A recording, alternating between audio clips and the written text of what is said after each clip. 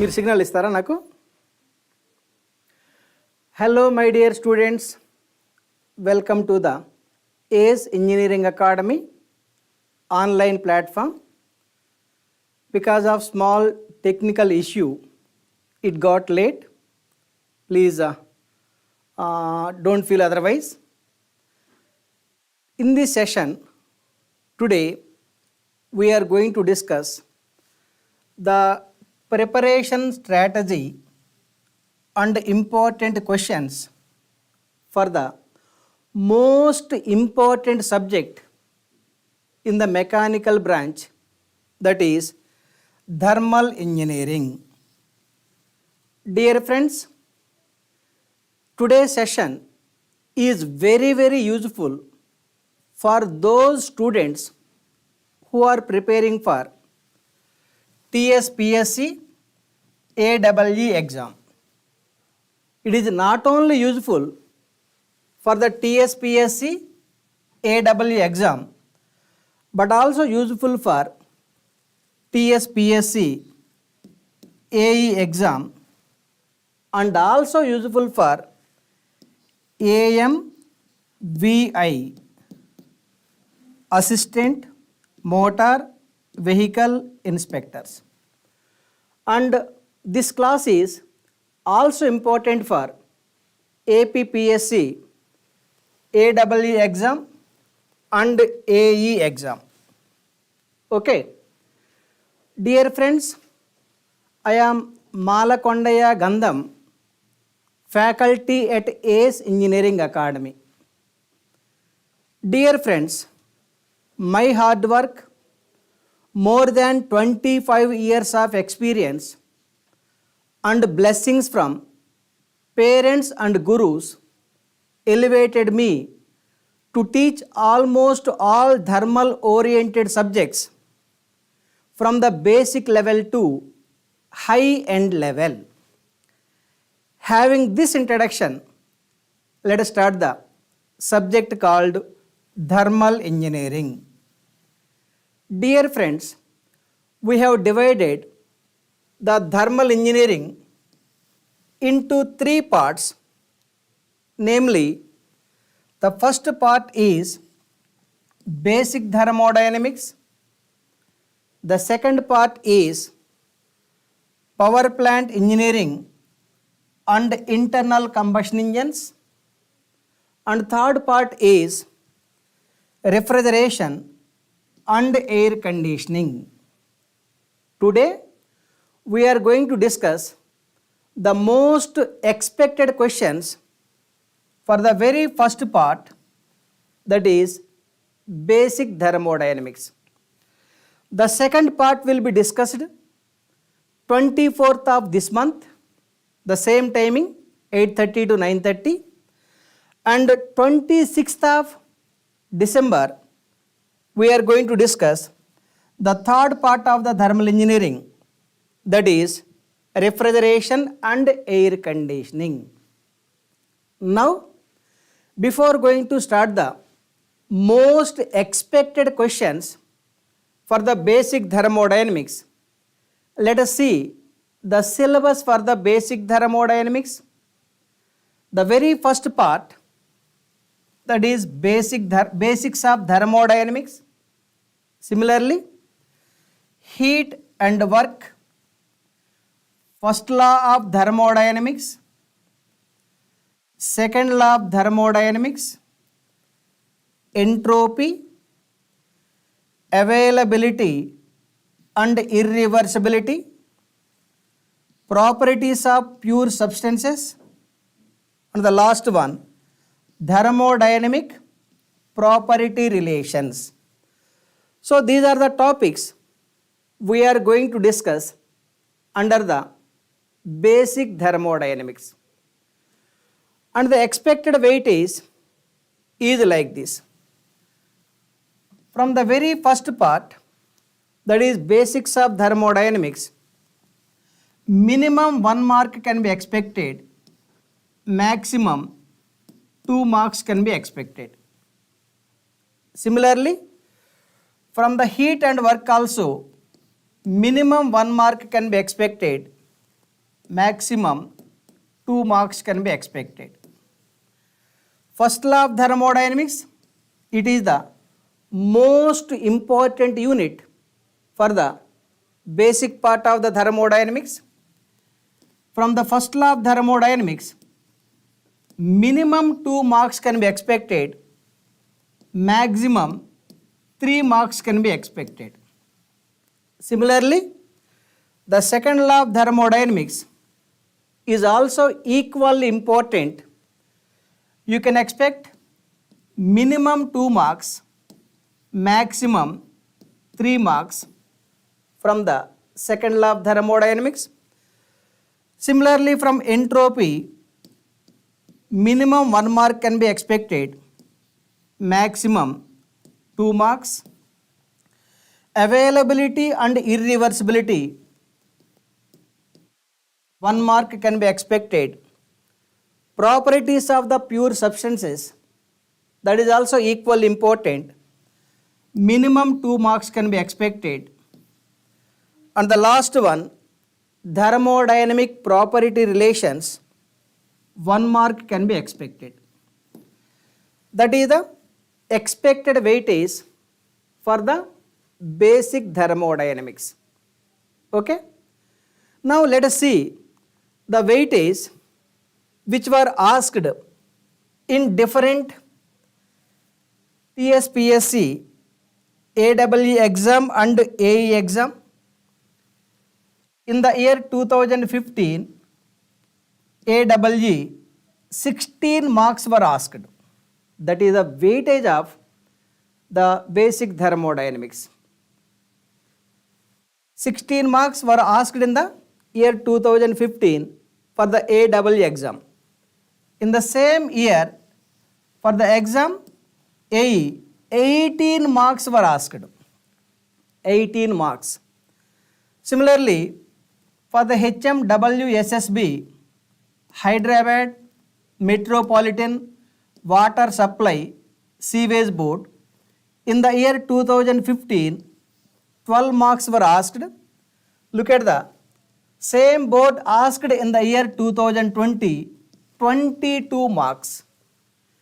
From this, you can conclude that minimum 15 marks can be expected from the basic thermodynamics. Only from the basic thermodynamics, minimum 15 marks can be expected. Okay? Now, let us see the material for the basic thermodynamics. The best reference book is our academy material, ACE material. It is equally useful for both TSPSC and APPSC. Similarly, the other reference books are Objective Question Bank in Mechanical Engineering by a panel of experts, Aroma Publishing House, and the other reference book is Objective Type Questions for the Mechanical Engineering by D.S. Kumar. Dear friends, remember, you need not to purchase all the 3 materials. One material is sufficient. The best material for both TSPSC and APPSC is ACE Engineering Academy material. That is the best material. Okay? Having this introduction part, now let us take the most expected questions for the TSPSC AEE exam and APPSC AEE exam. Look at the very first question. Try to read it clearly. Problem understanding is very, very important. Try to read it clearly. Dear students, remember, by the time you are solving the problem, it is not compulsory to use the entire data which is given in the problem. It means sometimes some extra data will be given. You need not to consider that extra data for solving the problem. the problem solving is very similar to like how the mother is preparing the chicken curry. While our mother is preparing the chicken curry, she does not take the all ingredients available in the kitchen room. You know, the dalda is available, kerosene is available, sugar also available in the kitchen room, but these are not the ingredients required for preparing the delicious chicken curry. Similarly, while you are solving the problem in the exam, it is not compulsory to use the entire data which is given in the problem. Okay? Look at the very first one. During an experiment, an ideal gas is found to obey an additional law, that is Vp square equal to constant. Vp square is equal to constant. That is the condition given for the problem. The gas is initially at a temperature of T. Let the initial temperature of the gas is T1, that is T, and volume is V, means initial volume V1 equal to V. V1 is equal to V.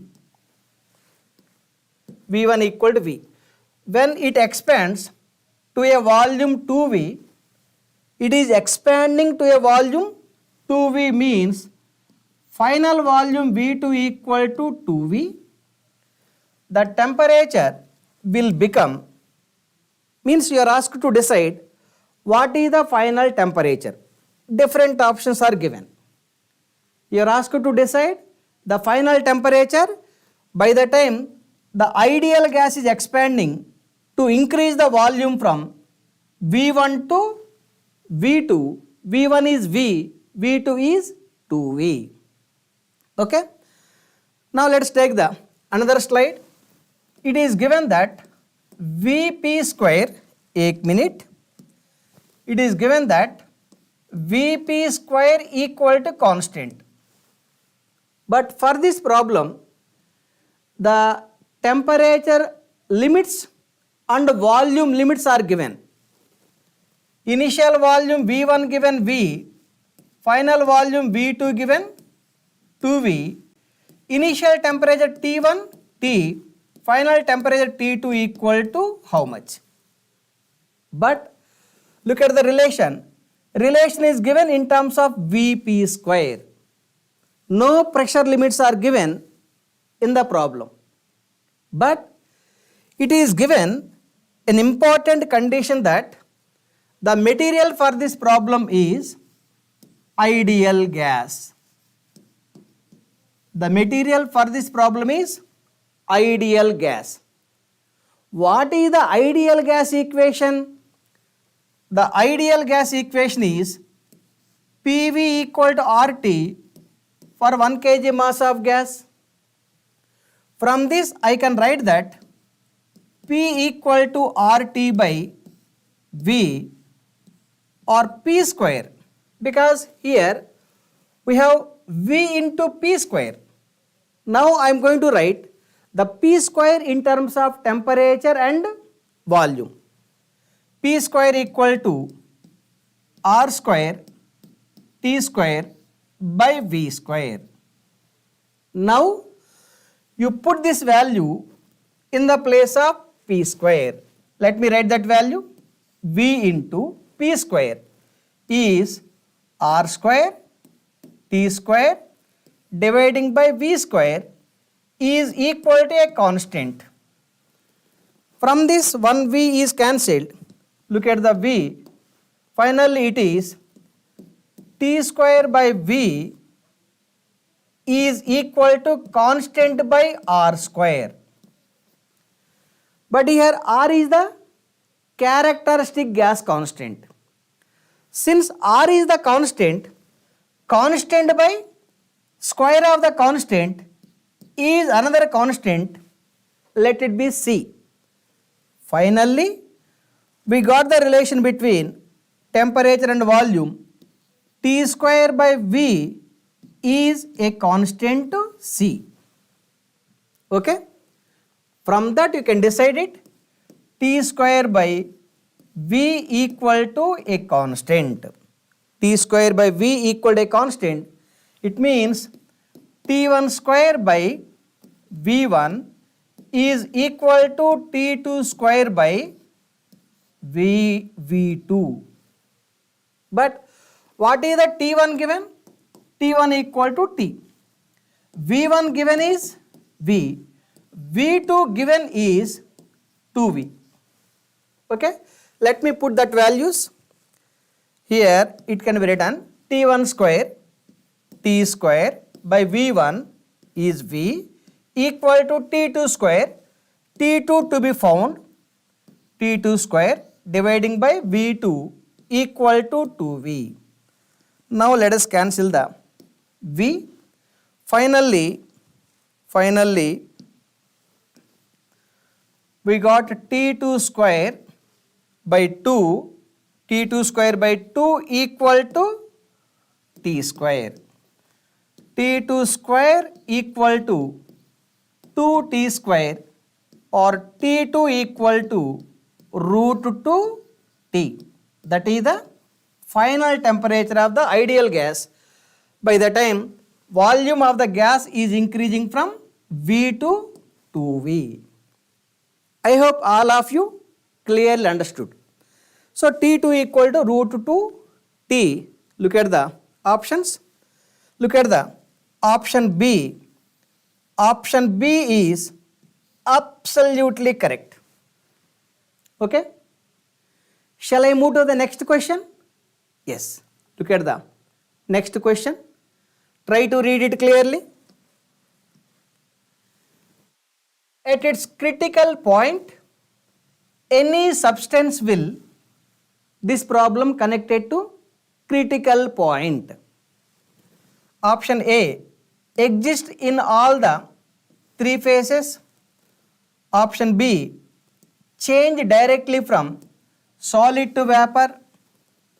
Option C, loss phase distinction between liquid and vapor. Option D, behaves as an ideal gas. First of all, what is the meaning of critical point? Critical point is the point where the liquid is directly flashed to supercritical material. The state where the liquid is directly flashed to supercritical material without having the observable phase change. That critical point with the temperature versus entropy coordinate system,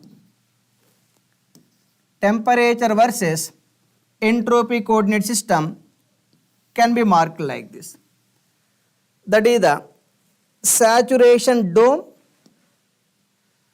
The apex point is representing the critical point. Okay, then the curve AB, B is marked at the critical point. The curve AB is called saturated liquid curve. Similarly, the curve BC is called saturated vapor curve. This curve is saturated vapor curve. So this is the saturated liquid curve. This is the saturated vapor curve. The saturated vapor curve and saturated liquid curve both are meeting at a critical point. Then this region is the liquid region. This region is the two-phase region where liquid and vapor both are coexisting under thermal equilibrium state, and the region right to the saturated vapor curve is the superheated region.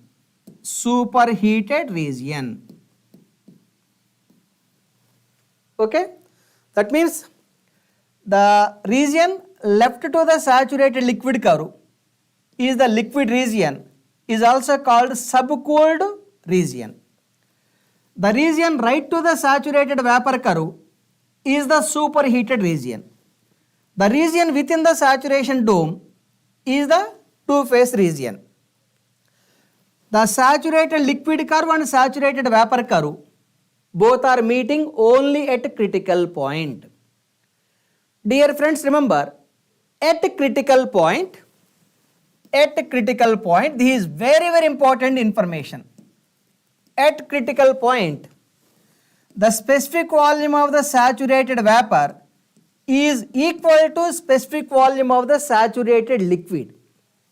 Specific volume of the saturated vapor is equal to specific volume of the saturated liquid. These are the steam table notations. Similarly, the entropy of the saturated vapor is equal to entropy of the saturated liquid. Similarly, enthalpy of the saturated vapor is equal to enthalpy of the saturated liquid. Therefore, the latent heat of vaporization, H of G equal to 0. Similarly, increase in entropy during the evaporation is 0. Similarly, the increase in volume during the phase change is 0. The change in volume during the phase change at critical point 0 means the saturated liquid is directly flashed to supercritical material without having the observable phase change. It means at the critical point, there is no phase distinction between the saturated liquid and saturated water. Once again, exactly at critical point, since the saturated liquid is directly flashed to supercritical material, there is no phase distinction between the saturated liquid and saturated vapor exactly at a critical point. Okay? Now look at the options. Look at the option C. Loss phase distinction between liquid and vapor. Therefore, option C is absolutely correct. Okay? Similarly, the other important information regarding the critical point of water. For water at a critical point, this is very important information. The pressure is called critical pressure is equal to 221 bar and the corresponding temperature is called critical temperature is equal to 374.14 degrees centigrade. Okay? Similarly, at critical point, the dryness fraction, generally dryness fraction denoted with small x cannot be defined.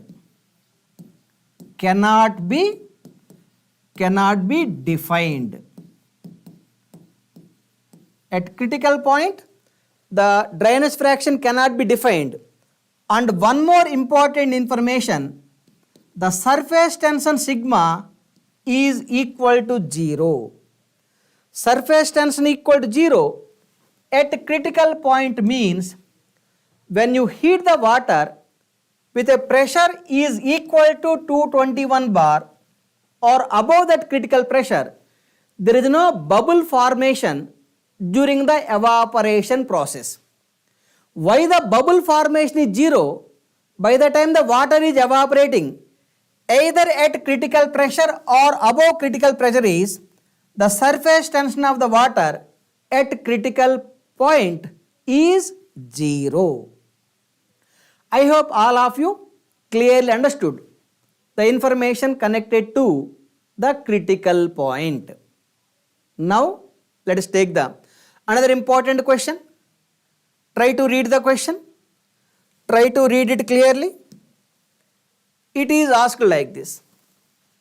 In case of power failure A battery is used to light a bulb. A battery is used for lighting one bulb. Running a fan and heat an electric iron, and for heating the iron box. Each of 100 watts rating, each consuming the power equal to 100 watts for 10 minutes. How long the three fellows are running? The three fellows are running in 10 minutes.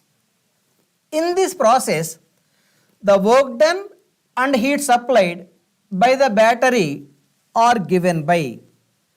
For that particular process, you are asked to decide what is the heat transfer, and what is the work transfer. Okay?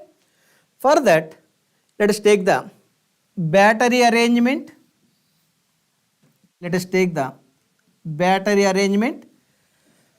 that is your battery. This is your battery. For this battery, what are the elements connected? For this battery,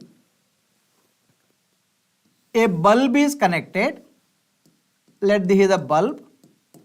The energy consumed by the bulb, 1 minute. The energy consumed by the bulb is 100 watts. A fan is connected. The energy consumed by the fan also equal to 100 watts. And one iron box is connected.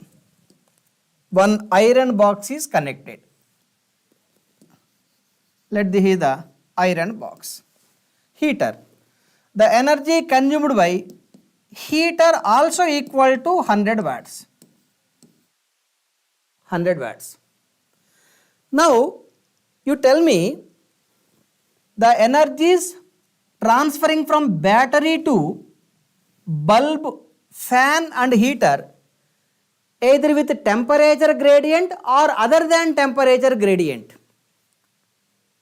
Why I am asking that question is, as we all know, only a kind of energy which is crossing the boundary of the system due to temperature gradient is called thermodynamic heat.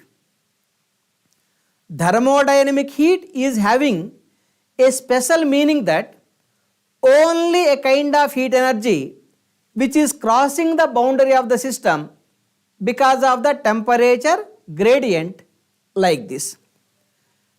Let us take a system. Let that is your system.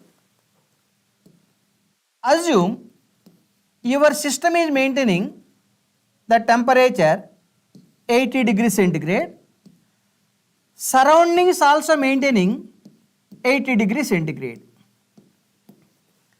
For this case, the heat transfer Q equal to 0. Why the heat transfer Q equal to 0 for this particular arrangement? Because the system and surroundings both are maintaining same temperature. But if I take the another system, let me take the one more system. For this system, the temperature may be 40 degrees centigrade and the surroundings may be maintaining 20 degrees centigrade. There is a temperature gradient. Because of the temperature gradient, some energy is crossing from system to some energy is crossing the boundary of the system. That energy which is crossing the boundary of the system due to temperature difference between the system and surroundings is the heat transfer. From that, the moral is the heat transfer is happening only because of the temperature gradient. For example, while you are keeping the hot chicken piece in your mouth, the chicken piece may be maintaining around 150 degrees centigrade, the tongue may be maintaining 20 degrees centigrade.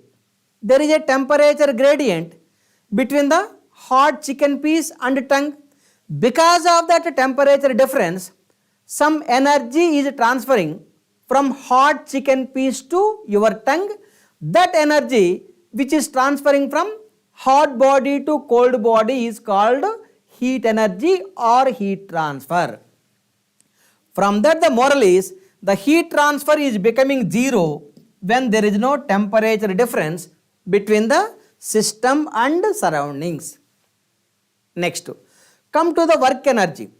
Because the energies which are crossing the boundary of the system may be in the form of heat energy or in the form of work energy. Dear friends, remember, any energy which is crossing the boundary of the system other than the temperature gradient is coming under thermodynamic work. Once again, any energy which is crossing the boundary of the system other than the temperature gradient, here gradient means difference, is called thermodynamic work. Okay? Now come to our problem. For this case, nothing is mentioned about the temperature of the battery and temperature of the different equipments. It means there is no thermodynamic heat because there is no temperature gradient between the system and surroundings. For this particular problem, the thermodynamic heat Q equal to 0. Okay? Now come to the thermodynamic work. The heater is consuming the work energy, the fan is consuming work energy, bulb is also consuming work energy because energy is crossing from battery boundary to different equipment other than temperature gradient.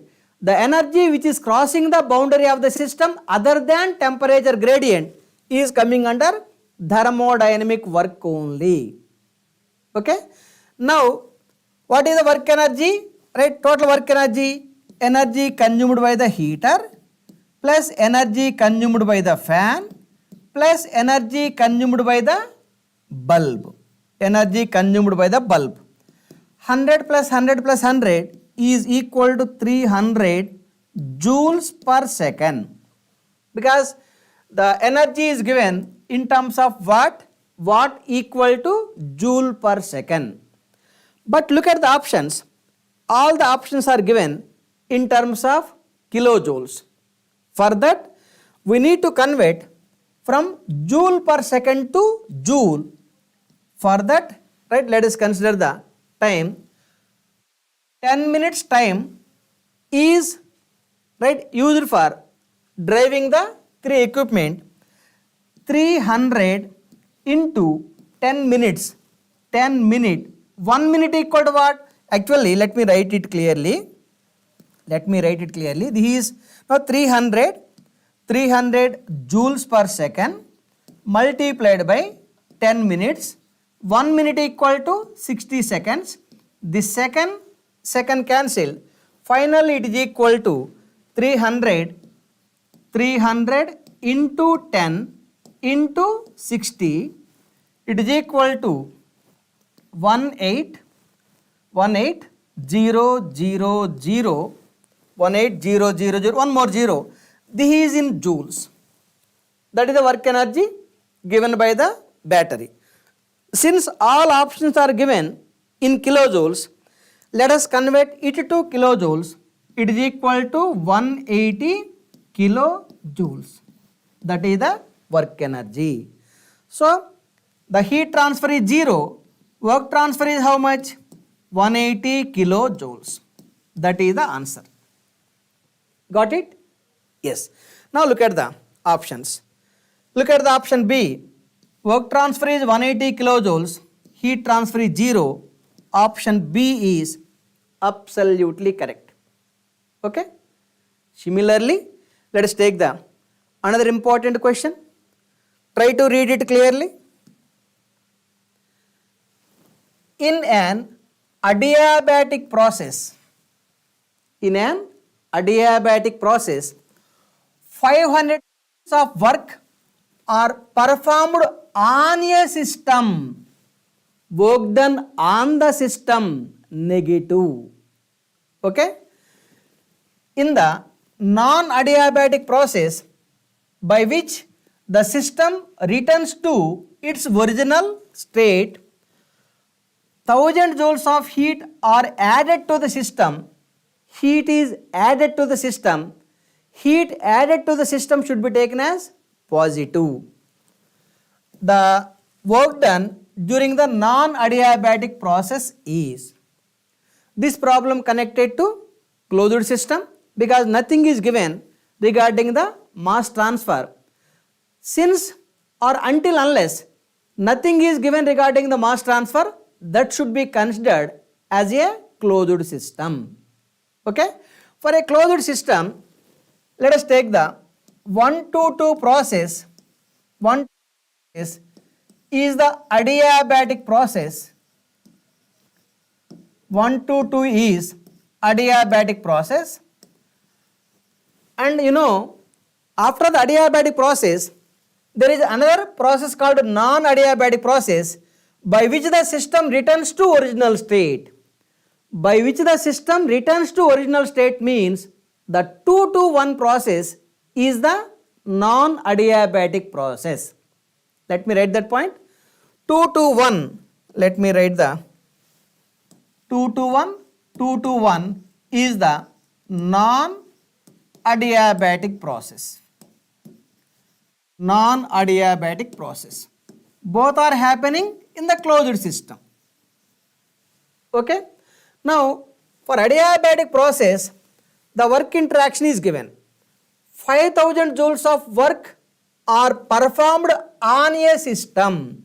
It means work for 1 to 2 is equal to minus 5000 joules. I hope you understood why I took the negative sign, because it is given work done on the system. Work done on the system should be taken as negative. Okay? In the non-adiabatic process, by which the system returns to its original state, 1000 joules of heat is added to the system. That means for the 2 to 1 process, heat transfer Q2 to 1 is 1000 joules. It is positive because heat supplied to the system is thermodynamically taken as positive. Okay? What you are asked to decide? You are asked to decide what is the work done in the non-adiabatic process. Means work done in the non-adiabatic process is how much? That is the problem. Okay? Now, as you know, adiabatic process means what? The process in which the heat transfer is 0. The process in which the heat transfer is 0 is called adiabatic process. That means for the 1 to 2 process, heat transfer is 0. Okay? Then what is the energy balance equation for a closed system? Energy balance equation for a closed system is equal to general formula. First let me write the general formula. The general formula is heat transfer Q equal to work done plus change in internal energy. This is the energy balance equation. For a closed system, I can call as non-flow energy equation. Okay. Now, it can be written as Q1 to 2. First, let us take the 1 to 2 adiabatic process is equal to work for 1 to 2 plus U2 minus U1. Okay. But what is the heat transfer for 1 to 2? Heat transfer for 1 to 2 0. Then 0 equal to work transfer for 1 to 2 minus 5000 plus U2 minus U1. From that, I can write that U2 minus U1 is equal to, you bring this quantity to other side, minus 5000 becomes plus 5000 joules. That is the change in internal energy for the 122 process. Now come to the non-adiabatic process. For the non-adiabatic process, Q221, non-adiabatic process happening from 2 to 1 is equal to W221 final internal energy minus initial internal energy. For the 2 to 1 process, 1 is the final state, that's why final internal energy minus initial internal energy. Let me take the another slide. Q221 is equal to W221 plus U1 minus U2. But what is the Q221? 1000. Q221 is 1000 is equal to W221 is unknown value plus, look at the U2 minus U1.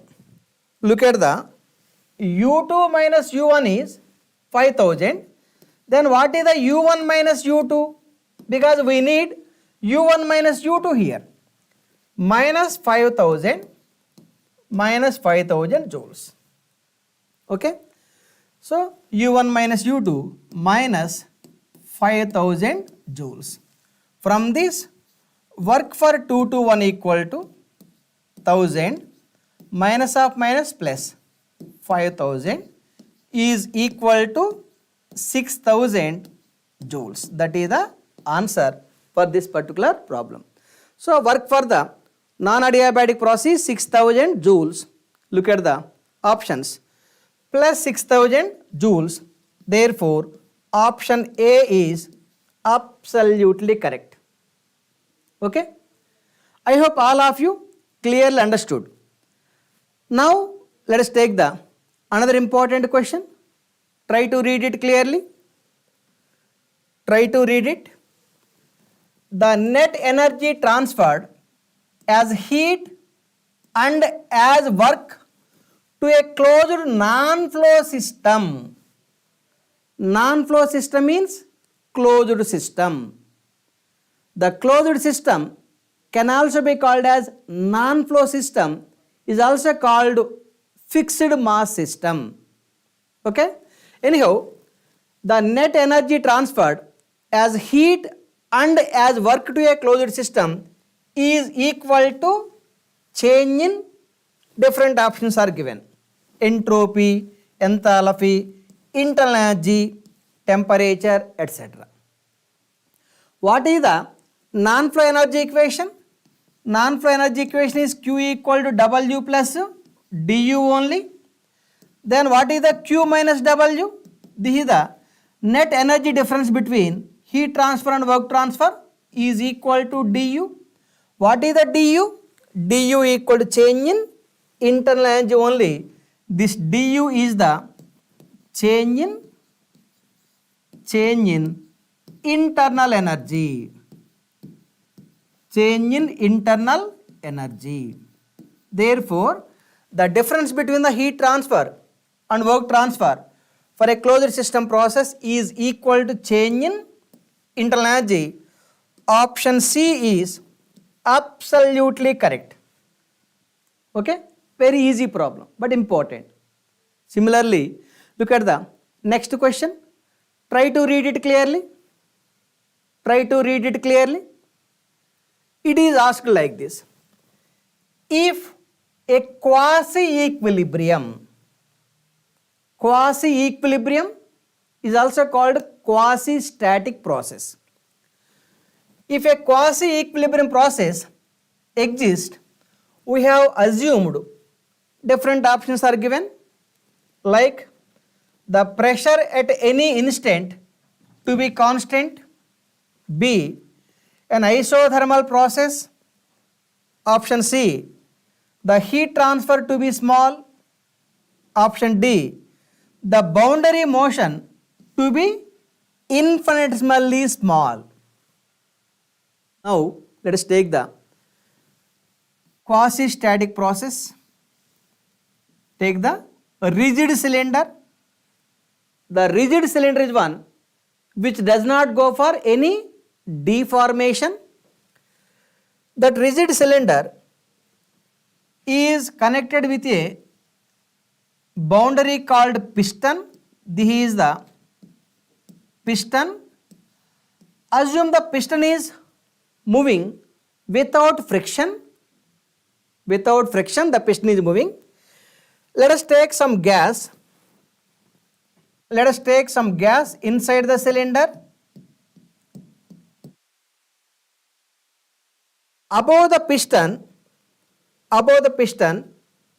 let us take some sand. Sand means isaka, right? You know that sand weight is acting vertically downwards, whereas this gas pressure force present inside the cylinder is maintaining upward force on the piston. By the combined effect of upward gas pressure force and downward weight of the sand, assume the system is in equilibrium. By the combined effect of gas pressure force on the piston, the vertical weight on the piston which is acting vertically downwards, assume the whole system is in equilibrium. When the system is in equilibrium, assume the pressure of the gas is P, volume occupied by the gas is V, and the temperature of the gas is T. Okay? Now, what I am doing is, since we are placing the sand on the top of the piston, among the total sand, I am removing, means I am lifting one sand particle. Among the total sand, I am lifting one sand particle. Once I lift one sand particle, a little bit downward weight decreases. Because of the decrease of a little bit downward weight, the piston tries to move upwards. By the time the piston is moving upwards, along with the piston, definitely gas is expanding. By the time the gas is expanding, the volume of the gas increasing. Along with the volume, the pressure and temperature are also changing.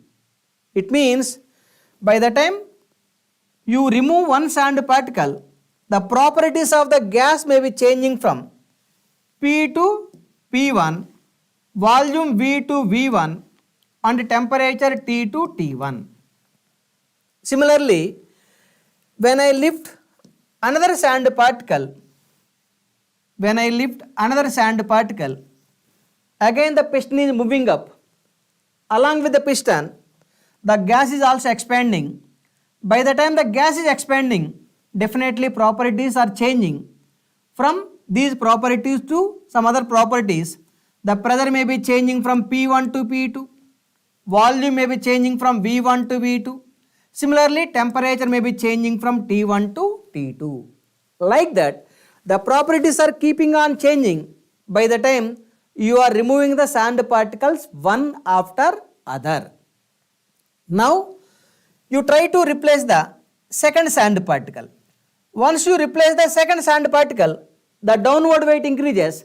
Once the downward weight increases, the piston comes down, then the properties may be changing from P2 to P1, T2 to T1, V2 to V1. Like that, once I replace all sand particles, the piston can get back to its original state. Then the gas can maintain its original properties like P be the pressure, V be the volume, T be the temperature. Such a process is called quasi-static process.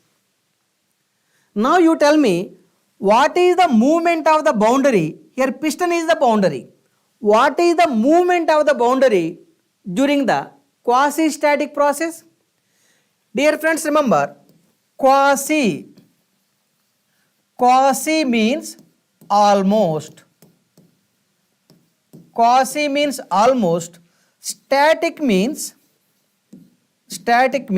equilibrium.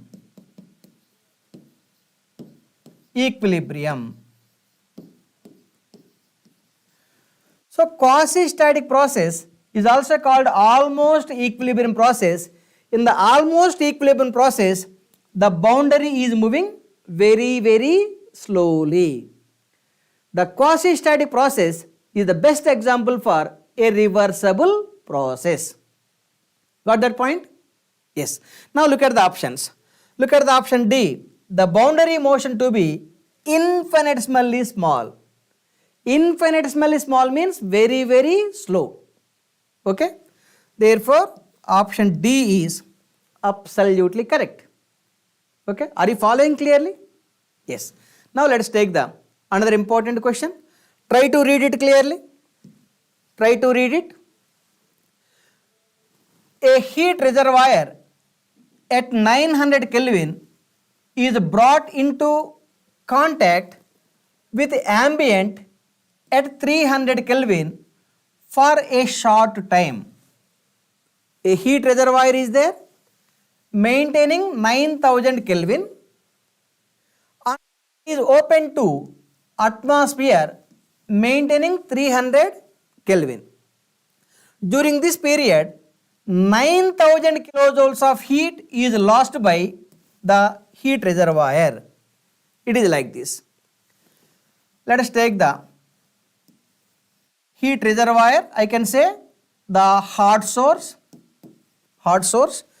Given that the hot source is maintaining the temperature 900 Kelvin, it is exposed to atmosphere. Let this is the atmosphere. Atmosphere is maintaining the temperature, let it be TA, given 300 Kelvin. Since the hot source is exposed to the atmosphere, naturally heat is transferring from hot source to atmosphere because the atmospheric air is maintaining low temperature. How much amount of heat is transferred? The amount of heat transferred is 9000 kilojoules. It is 9000 kilojoules. Okay? Then the total loss of availability due to this process means you are asked to decide the loss of available energy. Okay? Dear friends, remember the loss of available energy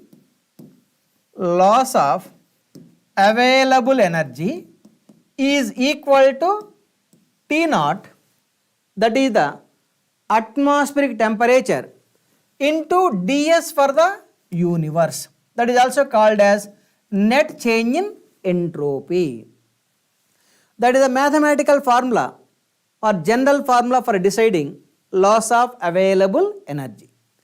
Now here the atmospheric temperature itself is marked as dead state temperature, right, written with T naught.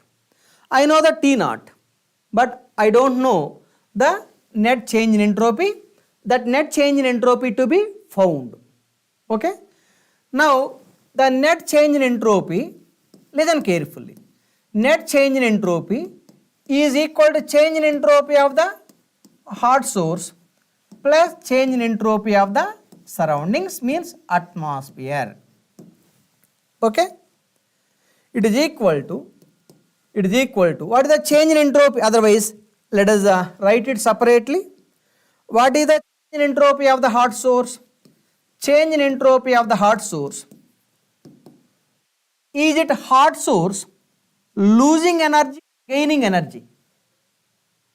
Is it hot source losing energy or gaining energy? Hot source is losing energy. Thermodynamically, losing heat energy is negative. Therefore, minus Q by hot source temperature. Why I took the minus sign? Because the hot source is losing the heat energy to atmosphere. Okay? It is equal to minus minus 9000 dividing by 900, it is equal to minus 10 kilojoules per Kelvin. Okay. Similarly, look at the change in entropy of the atmosphere. Is it atmospheric air receiving energy or losing energy? The atmospheric air is receiving energy. Receiving heat energy thermodynamically taken as positive. Therefore, plus Q by the atmospheric temperature. Q equal to 9000 dividing by 300, it is equal to 30 kilojoules per Kelvin. Then what is the net change in entropy?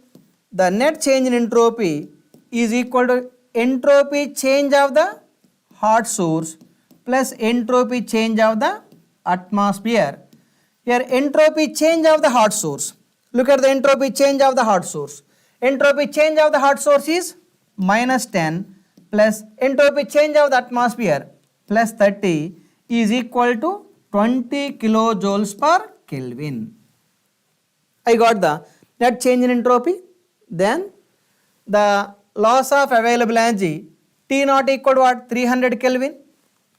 300 Kelvin into net change in entropy 20.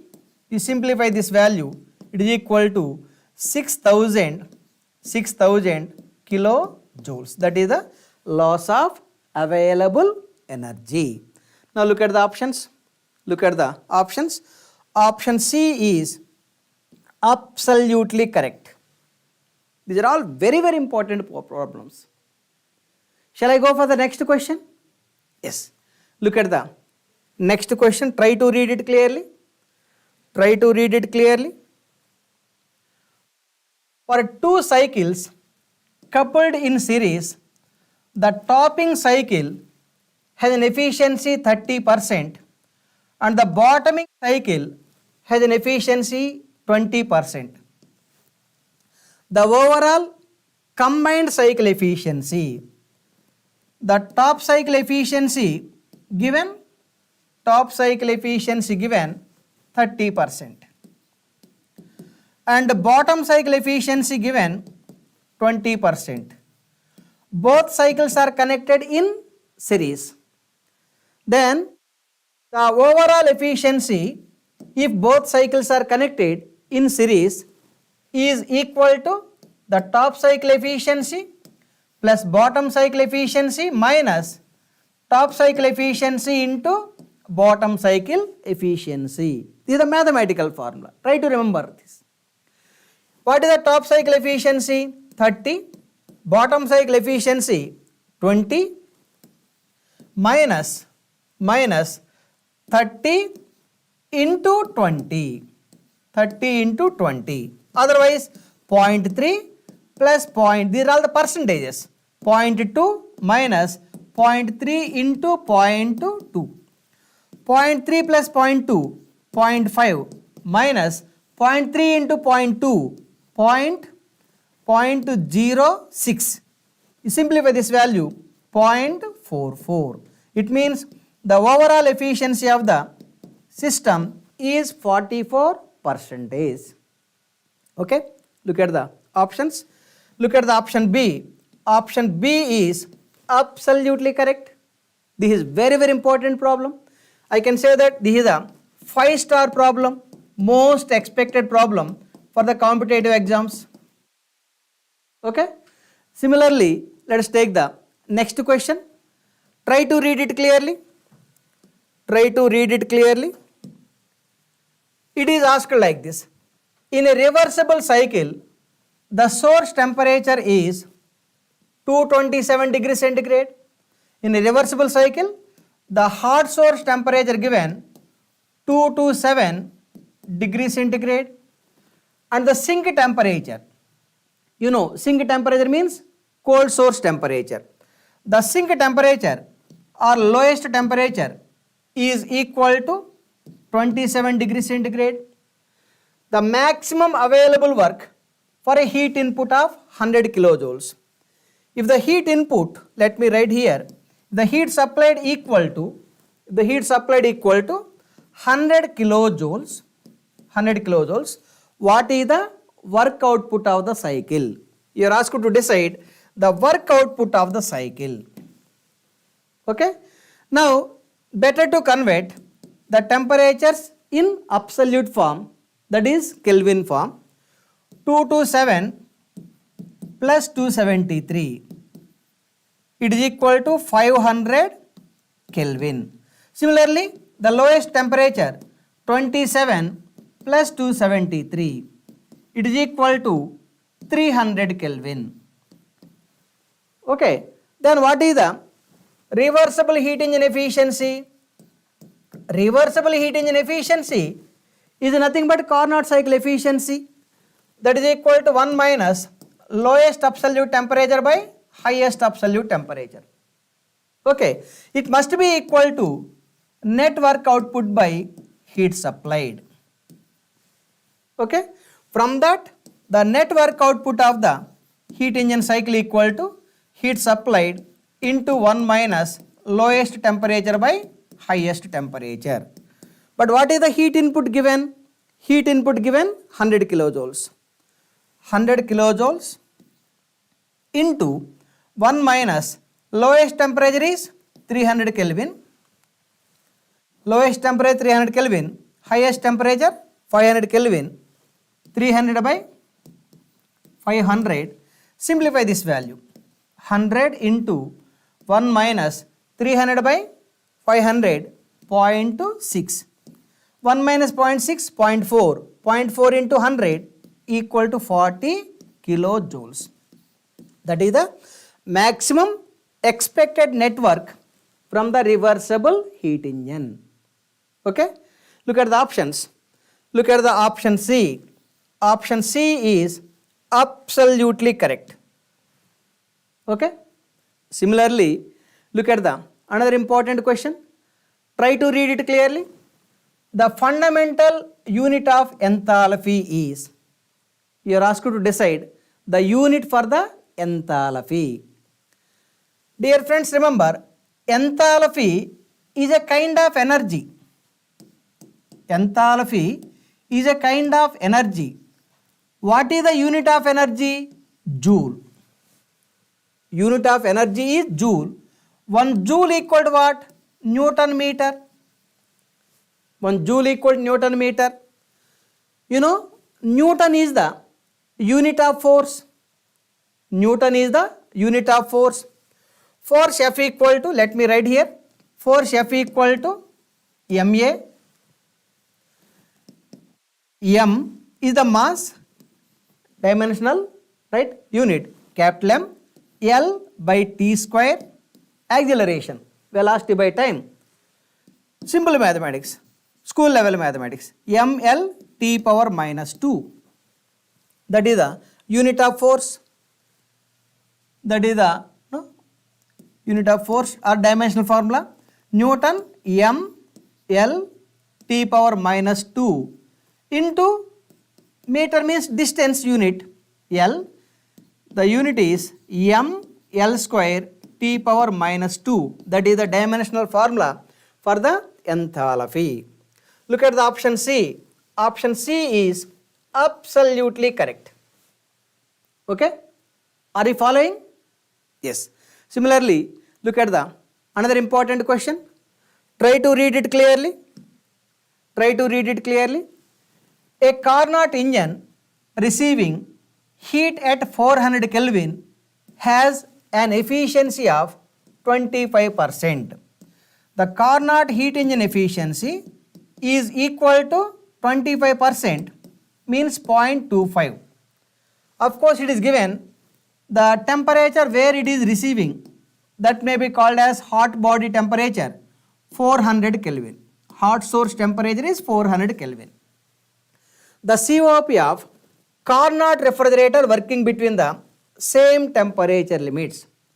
You are asked to decide the Carnot cycle refrigerator, the COP of the reversed Carnot cycle. The COP of the reversed Carnot cycle is how much? for the same temperature limits. Okay. For that, first let us take the COP of the heat pump. COP of the heat pump is what? 1 by efficiency of the heat engine. COP of the heat pump is equal to 1 by efficiency of the heat engine. It is equal to 1 by, what is the efficiency of the heat engine? 0.25. 0.25. 1 by 0.25. How much? 1 by 0.25? 4. That is the COP of the heat pump. But what it is asking? It is asking the COP of the refrigerator, not heat pump. It is asking COP of the refrigerator. For that we have the relation between the COP of the heat pump and the COP of refrigerator. COP of heat pump equal to COP of the refrigerator plus 1. That is the relation between the COP of the refrigerator and COP of the heat pump. From this, the COP of the refrigerator for the same temperature limits. Dear friends, these relations are valid as long as the temperature limits are remaining same for heat pump, heat engine and refrigerator. If the temperature limits are differing, I cannot use the same relations. Anyhow, COP of the refrigerator equal to COP of the heat pump minus 1. What is the COP of the heat pump? 4 minus 1 is equal to 3. That is the COP of the refrigerator. Okay. Look at the option C. Option C is absolutely correct. Dear friends, look at the hot source temperature given for this problem. We did not use that hot source temperature anywhere for solving the problem. That means this is the extra data or superfluous data. Sometimes the extra data will be given in the problem, you just ignore it. Okay. Similarly, look at the another important question. Pressure reaches a value of absolute zero. You know, the absolute zero pressure is found only at absolute zero state. Absolute zero state means what? The state at which the molecular momentum is zero is called absolute zero state.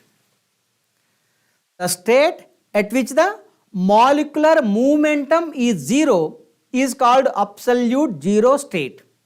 That absolute zero state you can decide like this.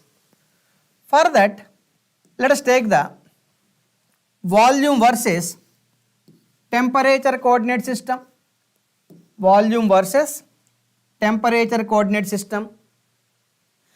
Now let us take the gas in a container. Let us take the gas in a container. Assume the gas present in the container is maintaining the temperature 30 degrees centigrade and volume of the gas present in the container is 5 meter cube. This is the assumed value. Randomly I have selected. Corresponding to this temperature and volume, corresponding to temperature, you try to project a vertical line representing 30 degrees centigrade, and corresponding to volume, that is 5 meter cube, try to project a horizontal plane representing 5 meter cube. Wherever the temperature line and volume line are meeting, that is the initial state of the gas.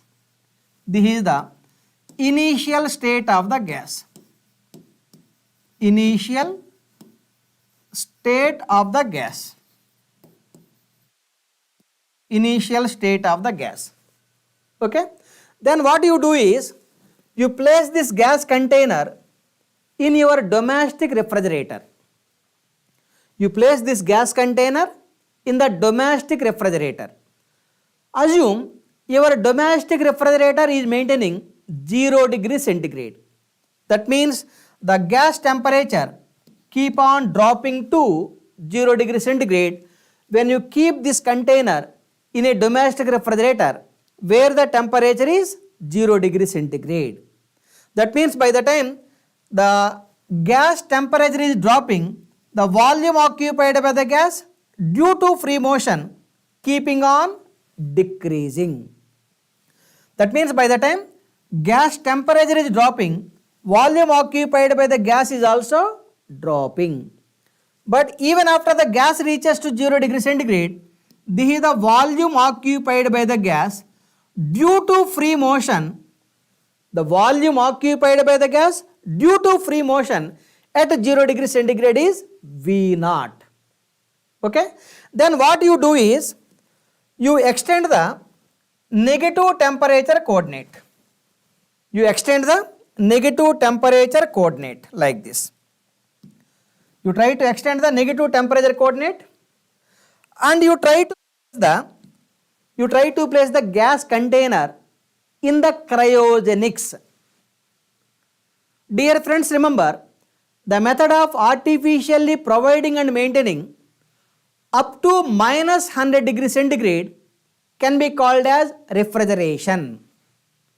The process of providing and maintaining up to minus 100 degree centigrade can be called as refrigeration. Below that minus 100 degree centigrade is called cryogenics. Okay? Generally, the blood banks are working with the cryogenic refrigeration, where the temperature is below minus 100 degree centigrade. Anyhow, once I keep this gas container in the cryogenics, where the temperature is below 0 degree centigrade, then what is happening? The gas temperature is further decreasing. By the time the gas temperature further decreasing, the volume occupied by the gas keep on decreasing. Then at a particular temperature, the volume occupied by the gas due to free motion is 0. That means if we keep on cool the gas, to a temperature minus 273.15 degree centigrade, if we cool the gas to a temperature minus 273.15 degree centigrade, at that particular temperature, no molecule present in the gas unable to move from one location to another location, that particular state you can call as absolute zero state. Absolute zero state. Then what is the definition for absolute zero state? The state at which the molecules present in the gas unable to move from one location to another location is called absolute zero state.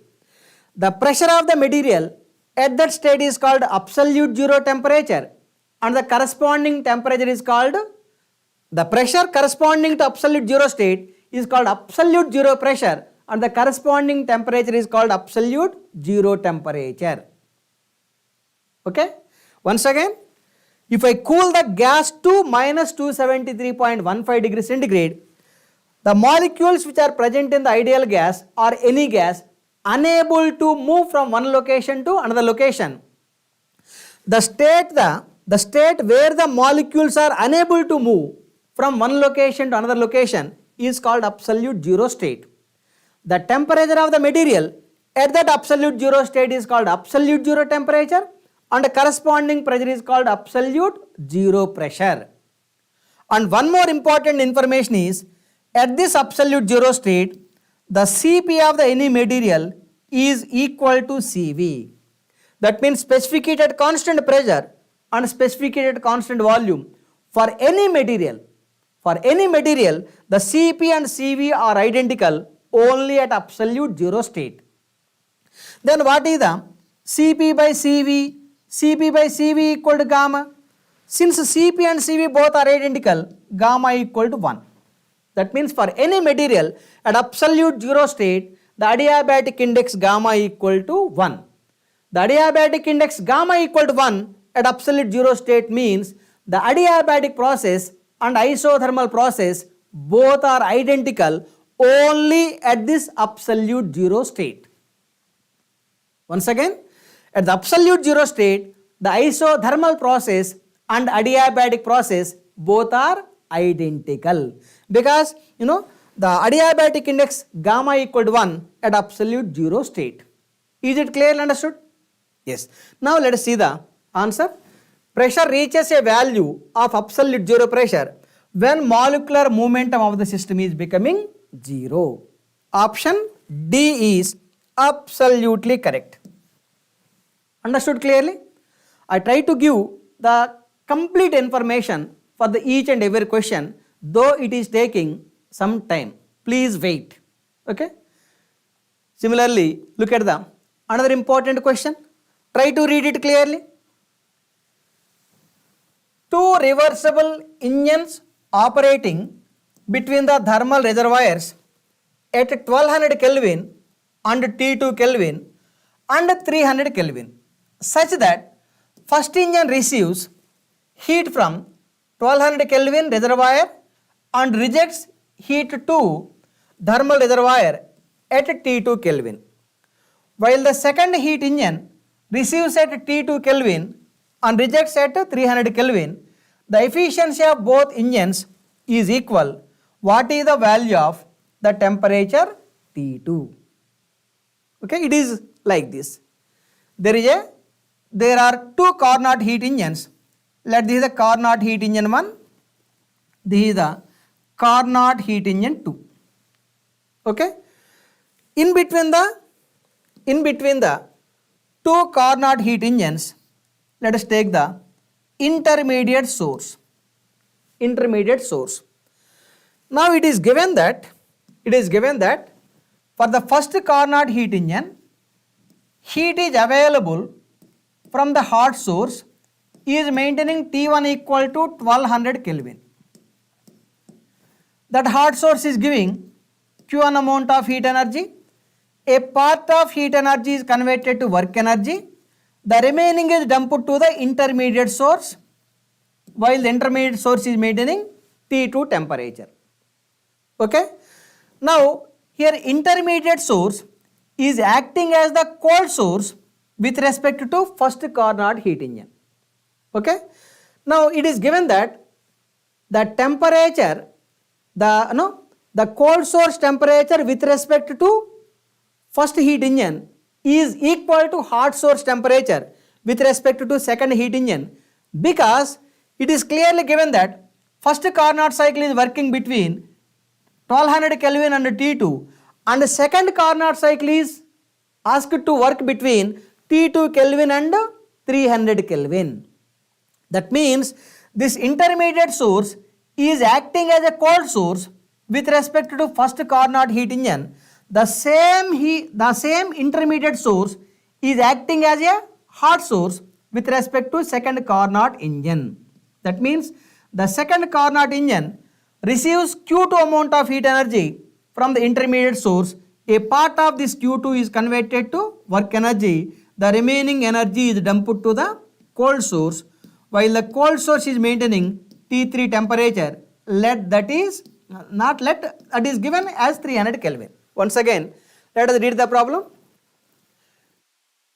Two reversible engines operating between thermal reservoirs at 1200 Kelvin, T2 Kelvin and 300 Kelvin, such that first engine receives heat from 1200 Kelvin. First engine receives heat from 1200 Kelvin and rejects heat to the reservoir at T2 Kelvin. The first heat engine is dumping the heat to the reservoir at T2 Kelvin. Similarly, the second engine receives at T2 Kelvin. The second engine receives at T2 Kelvin and dumping it to 300 Kelvin. Then what you are asked to find? The efficiency of both engines equal. What is the value of T2? It is like this. Condition is given. Efficiency of the first Carnot engine equal to efficiency of the second Carnot engine. But what is that is the condition which is given, clearly given. The efficiency of both engines equal. If efficiency of both engines equal, what is the value of T2? Okay. Now you know efficiency of the first heat engine is 1 minus T2 by T1 only. 1 minus T2 by T1. Efficiency of the second heat engine 1 minus T3 by T2. 1 minus lowest temperature dividing by highest temperature for that particular cycle. 1 minus T3 by T2. Let us simplify that part. From this I can write that this 1 cancelled, negative sign is cancelled, T2 by T1 is equal to T3 by T2. From this I can write that T2 square equal to T1 T3, T2 equal to root under T1 T3. So that is the intermediate source temperature when the two heat engines are maintaining equal efficiency. Okay. Now T2 equal to root under T1 T3. T1 T3 it is equal to root under T1 is how much? 1200 Kelvin. 1200 Kelvin into T3. T3 is 300 Kelvin. 300. You simplify this value for getting 600 Kelvin. That is the 36. Okay, correct. Absolutely correct. This is the absolutely correct answer. Is it clearly understood? Yes. But if the same problem is given for equal work, if the work of the first engine is equal to work of the second engine. What is the work of the first engine? Work of the first engine is Q1 minus Q2. Q1 minus Q2. Work of the second engine Q2 minus Q3. Q2 by the heat received by second engine. Q3 by the heat dumped by second engine. Therefore, W2 equal to Q2 minus Q3. Okay. Now, if the work output of the both cycles remain same, work output of the first engine Q1 minus Q2 is equal to Q2 minus Q3. From this you can also write 2Q2 equal to Q1 plus Q3, or the Q2, the heat dumped to intermediate source equal to Q1 plus Q3 dividing by 2. Okay. But dear friends, remember, when a heat engine is constructed with all reversible process and with two temperature limits, for any heat engine or for any reversible heat engine, if it is constructed between the two temperature limits, the heat transfer always proportional to temperature of the source. Since heat transfer is proportional to temperature for any reversible heat engine operating between the two temperature limits, this Q2 I can write as Q2 is proportional to T2. Q2 is proportional to T2 equal to T1 plus T3 dividing by 2. You try to remember this formula. Dear friends, remember, if the two reversible heat engines are connected in series, for getting the equal work, the intermediate source temperature equal to arithmetic mean between the hot source temperature and cold source temperature. But if they are constructed to have the equal efficiency, the intermediate source temperature equal to geometric mean temperature between the hot source and cold source. Is it understood clearly? Yes. Now let us take the another important question. Try to read it clearly. What are the properties of thermodynamic system whose value for the entire system is equal to sum of their values for individual parts of the system? You know, the thermodynamic system is having two kinds of properties, namely extensive property and intensive property. The property which is depending on the size of the system or mass of the system is coming under extensive property. The property which depends on size of the system or mass of the system is called extensive property. The best example for extensive property is volume. Let the volume of the system is 5 meter cube. But there are some properties like temperature does not depend on the size of the system. The property which is not depending on size of the system is called intensive property. The best example for intensive property is temperature. Let the temperature is 30 degrees centigrade. That means This system is maintaining 5 meter cube volume as extensive property and 30 degree centigrade as intensive property. Okay. Now let us cut the system. Into 3 blocks. Let us cut the system into 3 blocks. These are the block 1, block 2, block 3. Though you cut the system into 3 blocks, the temperature of the each block remains same, that is 30 degree centigrade. Since temperature of the each block remains same, that is 30 degree centigrade, that is equal to original temperature. From this you can conclude that temperature is not depending on the size of the system. But here volume V1 of the first system is not equal to 5, V2 is not equal to 5 and V3 also not equal to 5. Volume is going to change with the change in size or mass of the system. Since the volume is changing with change in size of the system, you can conclude that volume is coming under the size dependent quantity. That kind of size dependent quantity thermodynamically called as extensive property. But the total volume V equal to V1 plus V2 plus V3, that must be equal to 5 meter cube. That means the summation of the extensive properties of the different blocks cut from the main block is equal to original extensive property. The summation of the V1, V2 and V3 definitely equal to original volume of the system. That means the summation of the properties of the system is equal to original property. That kind of property is coming under extensive property. Okay.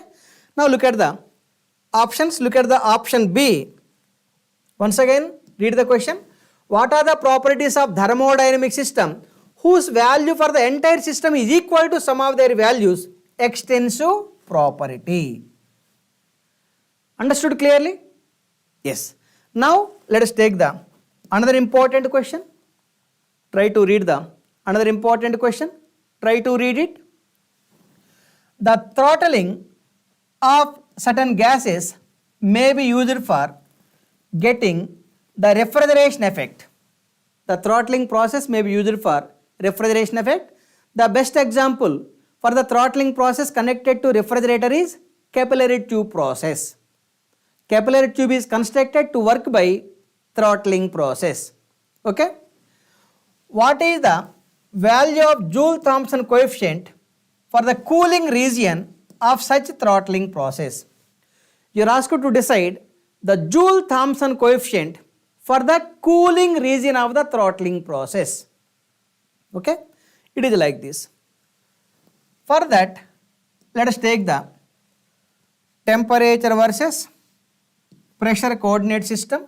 Let me draw a big diagram. Let us take the temperature versus pressure coordinate system for the throttling process. 1 minute. Temperature versus pressure coordinate system. Temperature versus pressure coordinate system. You know, throttling process is coming under irreversible adiabatic steady flow process. Throttling process is the irreversible adiabatic steady flow process. For the throttling process, enthalpy remains constant. Since enthalpy remains constant for the throttling process can also be called as isenthalpic process. Since enthalpy remains constant for throttling process, the throttling process can also be called as isenthalpic process. Next, since it is irreversible process, the thermodynamic sense for a irreversible process must be drawn by a broken line or discontinuous line. And one more important information regarding the throttling process, The throttling process is for dropping the pressure. That too, the pressure of the refrigerant in the throttling process or in the capillary tube is dropping due to friction. Since the frictional pressure drop is happening, in the capillary tube process or throttling process, that is the practical reason the throttling process is coming under irreversible process. That means friction effect is not equal to 0 for the throttling process. Anyhow, the throttling process is for dropping the pressure. That means pressure of the refrigerant keep on dropping. More recently, Joule-Thomson experimentally proved that though the pressure of the refrigerant is keeping on dropping during the throttling process, initially the temperature of the refrigerant is increasing up to certain length of the process. After certain length of the process, the temperature starts to drop along with the pressure. That is how the throttling process can be represented. The 1 to 2 is the throttling process representation. Since throttling process is maintaining constant enthalpy, throughout this 1 to 2 process, enthalpy remains constant. Therefore, the 1 to 2 process is maintaining constant enthalpy. That means for the entire 1 to 2 process, enthalpy remains constant. And Joule-Thomson has given a coefficient called Joule-Thomson coefficient. The Joule-Thomson coefficient mu Jt equal to dou T by dou P at constant enthalpy. Joule-Thomson has given a coefficient called Joule-Thomson coefficient. The Joule-Thomson coefficient equal to dou T by dou P at constant enthalpy. Dear friends, remember, Joule-Thomson coefficient is the slope of isenthalpic curve with TP coordinate system. The Joule-Thomson coefficient is the slope of isenthalpic curve with the temperature versus pressure coordinate system. Okay. Now look at the very first half process. Let us mark a point K here. 1 to K is the first half process. K to 2 is the second half process. During the entire process, pressure is keeping on dropping. That means the change in pressure dou P for the entire process is negative. Why it is negative? The pressure keeping on dropping. Final pressure minus initial pressure is the dou P, that is negative. But look at the first half process. For the first half process, though the pressure is dropping, the temperature increasing. The temperature increasing for the first half process, let me write that point. The dou T, temperature increasing means dou T is positive. Dou T is positive for the first half process. Dou P is negative. Dou P is negative. Dou T positive, dou P negative for the first half process. Therefore, the Joule-Thomson coefficient mu Jt is negative. The Joule-Thomson coefficient is negative for the first half process. That first half process I can call as warming process. The first half process I can call as warming process. Why that process can be called as warming process? The temperature increases. Thermodynamically, during the warming process or heating process, temperature is increasing. Since temperature is increasing in this particular process, that's why I am calling this is warming process. Then, what is the Joule-Thomson coefficient for the warming process? For the warming process, Joule-Thomson coefficient is negative. Okay, let me write that point. Mu Jt, Joule-Thomson coefficient is negative for what kind of process? Warming or cooling? For warming process. For warming process, the Joule-Thomson coefficient is negative. Okay. Similarly, look at the next half process. For the next half process, no, dou P continuously negative. But dou T, look at the dou T. In this region, dou T also negative because temperature is decreasing. Dou T negative, dou P negative. Then what is the Joule-Thomson coefficient? The Joule-Thomson coefficient mu Jt equal to dou T by dou P at constant enthalpy. Since dou T negative, dou P negative, both are negative, Joule-Thomson coefficient is positive. Joule-Thomson coefficient is positive. Since temperature is decreasing in this process, that process you can conclude as the cooling process. During the cooling process, the temperature is decreasing. Since the temperature is decreasing for the next half process, that process you can conclude as cooling process. For the cooling process, what is the Joule-Thomson coefficient? Positive. Yes. So Joule-Thomson coefficient mu Jt is positive. Let me write it clearly. Joule-Thomson coefficient is positive for the cooling process. This is very, very important information. Joule-Thomson coefficient is negative for the warming process, whereas Joule-Thomson coefficient is positive for the cooling process. Okay.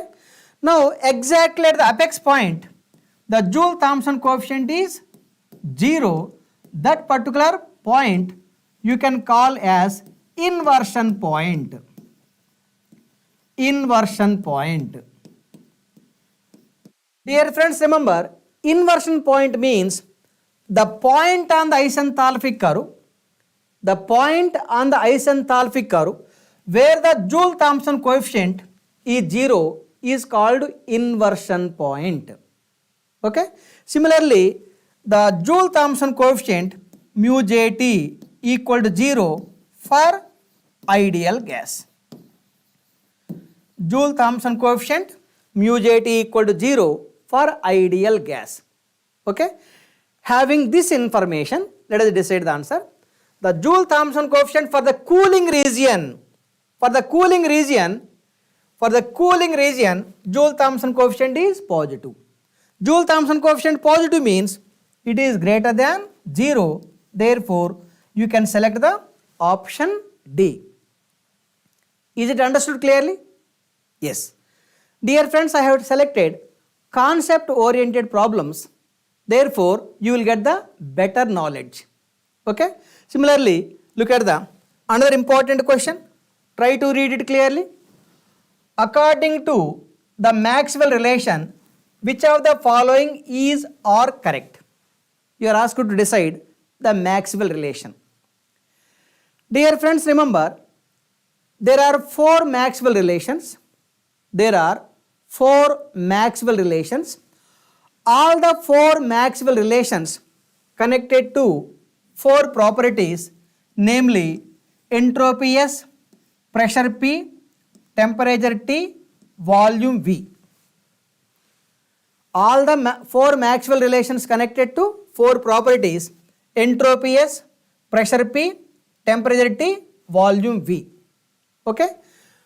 You try to remember the same order by remembering a word called sportive. By remembering a word called sportive, you try to remember that order SPTV. Okay. Then what you do is, first take the equal symbol. Write the differential form of entropy in the left side numerator. Write the differential form of entropy in the left side numerator. Then you move in the same order in the clockwise direction. SPO, T, O. We moved in the clockwise direction. Since it is moved in the clockwise direction, right, it should be right. it should be written with positive sign. Okay. Now, since here temperature is there, put here temperature. Volume is there, put here volume. This is the one of the Maxwell relations. Understood? Yes. Now, you take the equal symbol, write the differential form of entropy in the left side numerator, move in the anti-direction with the same order with negative sign. Move in the anti-clockwise direction with negative sign in the same order. Let me write SPO, T, O. Since it is written in the anti-clockwise direction, take the negative sign. That negative sign you can write in any side. Since here P is there, put here P, T is there, put here T. This is the another Maxwell relation. This is the one Maxwell relation, this is the another Maxwell relation. Understood? Similarly, you take the differential form of entropy in the right side denominator. Write the differential form of entropy in the right side denominator with the same order, move in the clockwise direction with a positive sign. SPO, T, O. Since it is written in the clockwise direction, it should be written with a positive sign. Then here pressure is there, put here pressure, entropy is there, put here entropy. This is the another Maxwell relation. Okay. Similarly, the last Maxwell relation, write the differential form of entropy in the right side denominator, move in the anti-clockwise direction with the same order SPTV, SPO, T, O. Since it is written in the anti-clockwise direction, you write the negative sign in any side. I am writing here. Now here volume is there or entropy is there, put here entropy, volume is there, put here volume. This is the another Maxwell relation, that is the fourth Maxwell relation. Of course, there is no order. There are four Maxwell relations.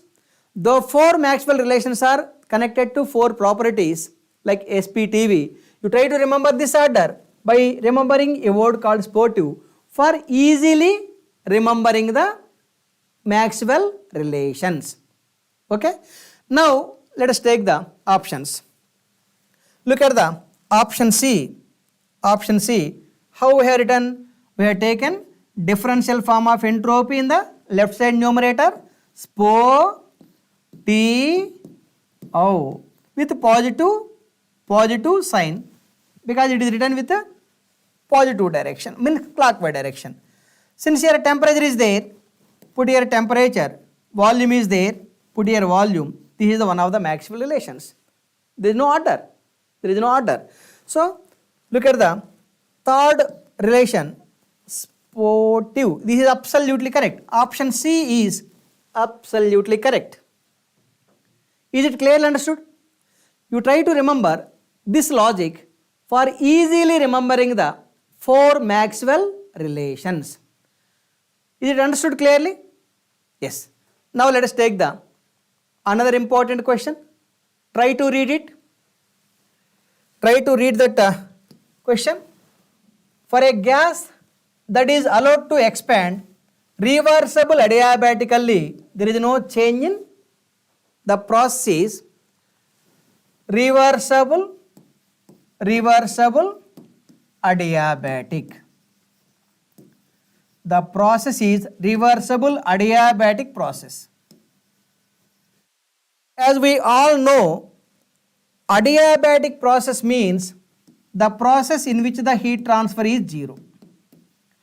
Reversible means all internal irreversibility is zero. Reversible means all internal irreversibility is zero. If all internal irreversibility is zero, definitely the entropy generation equal to zero. Okay. Now let us take the general formula to decide the entropy change. General formula, for deciding the entropy change is del Q by T plus entropy generation. Okay. Now, reversible process means all internal irreversibilities are 0. If all internal irreversibilities are 0, entropy generation equal to 0. Adiabatic means Q 0. If Q is 0, the del Q 0. If del Q 0, del Q by T equal to 0. Del Q by T equal to 0 means entropy transfer due to heat transfer is 0. Okay. Since del Q by T is 0, entropy generation 0, ds equal to 0. ds means what? Change in entropy. S2 minus S1. S2 minus S1 equal to 0. S2 is equal to S1 means entropy remains constant for the reversible adiabatic process. Got that point? Since entropy remains constant for the reversible adiabatic process, this reversible adiabatic process you can also call as isentropic process. Okay? Look at that point. For a gas that is allowed to expand reversible adiabatically, there is no change in entropy. Change in entropy is 0 for a reversible adiabatic process. Understood clearly? Yes. Similarly, look at the, please wait, we will have some more important questions. Try to read it clearly. The expression integral PdV can be used for obtaining work. Dear friends, remember, non-flow reversible work. Non-flow reversible work. Non-flow reversible work equal to integral 1 to PdV. Integral 1 to PdV is the non-flow reversible work. Similarly, steady flow work. Steady flow work. Steady flow work equal to minus integral 1 to VdP. Steady flow work formula is minus integral 1 to VdP, whereas non-flow reversible work formula is integral 1 to PdV. Look at the options. The expression integral PdV is for non-flow reversible process. Therefore, option C can be selected. Understood clearly? Yes. Similarly, look at the another important question. Try to read it clearly. Please wait. Right, some more important questions are there. Since we started late and we have taken most important questions, right? Patience is important. Please wait some more time. We will complete the problems. An ideal gas at 27 degrees centigrade is heated at constant pressure till its volume becomes 3 times. Initial temperature of the gas T1 equal to 27 plus 273 is equal to 300 Kelvin. The gas is heated at constant pressure. The gas is heated at constant pressure until the volume becomes 3 times. Means final volume equal to 3 times the initial volume. Okay. Then what would be the final temperature of the gas? You are asked to decide final temperature of the gas. It is given for ideal gas. For any ideal gas,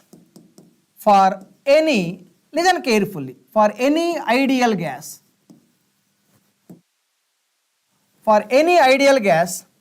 at constant pressure, V2 by V1 is equal to T2 by T1. Okay, but V2 is given 3V or 3V1 by V1 is equal to T2 by T1. What is the T1 value? 300. This V1 is getting cancelled. Finally, T2 equal to 3 into 300, 900 Kelvin. But look at the options. All options are given in degree centigrade.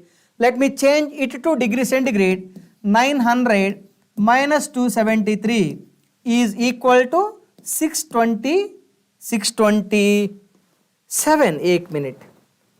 627, already it got late, but better to complete all the problems. 627 degrees centigrade. That is the final temperature of the gas. Understood? This is the, according to constant pressure law or Charles law, at constant pressure, volume is directly proportional to temperature. From this, I have written this particular relation. Understood? Yes. So, option is option B, 627 degrees centigrade. Absolutely correct. Okay. Shall I go to the next problem? Try to read it clearly. Yes. Try to read it clearly. The relation ds equal to dq by t, where S is representing entropy, Q represents heat, T represents temperature, absolute, holds good in which one of the following process? You know, for a reversible process, reversible process means what? Internal irreversibility I equal to 0. If internal irreversibility I equal to 0, entropy generation equal to 0. Okay. Then what is the general formula for finding the change in entropy? ds equal to del q by t plus S generation. The S generation equal to 0 for a reversible process. Since S generation equal to 0 for a reversible process, ds equal to del q by t. ds equal to del q by t only for a reversible process. Okay? ds equal to del q by t only for a reversible process. Anyhow, the ds equal to del q by t only for a reversible process. Look at the option A, reversible process. For a reversible process, since entropy generation equal to 0, ds equal to del q by t, because ds equal to what? Del q by t plus S generation. For a reversible process, S generation equal to 0. This S generation equal to 0, then ds equal to what? Del q by t only for a reversible process. Got that point? Yes. Now let us take the another important question. Try to read it clearly. At a triple point of a pure substance, look at the triple point state. Take the water in a container. Let us take the water in a container. I have taken the water in a container with some empty space. That empty space is occupied by atmospheric air or atmospheric gas. Once the empty space is occupied by atmospheric gas, the atmospheric pressure is acting on the surface of the water. Isn't it? The atmospheric gas pressure is acting on the surface of the water. Now, what I am doing is, I am connecting a vacuum pump here. This is the vacuum pump. Once I connect a vacuum pump for the system, that vacuum pump can lift the gas. That vacuum pump can lift the gas present on the surface of the water. Once the gas which is present on the surface of the water is lifted, the pressure which is acting on the water, the pressure of the gas which is acting on the surface of the water, keeping on reducing. Once the pressure on the surface of the water reaches to 0.00611 bar, once again, by the time the vacuum pump is lifting the gas present on the surface of the water, the pressure which is acting on the surface of the water keeping on reducing. Once the pressure on the surface of the water reaches to 0.00611 bar, a part of the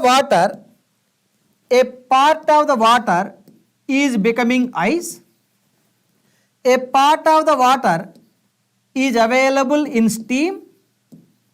The remaining part of the water is available in liquid state.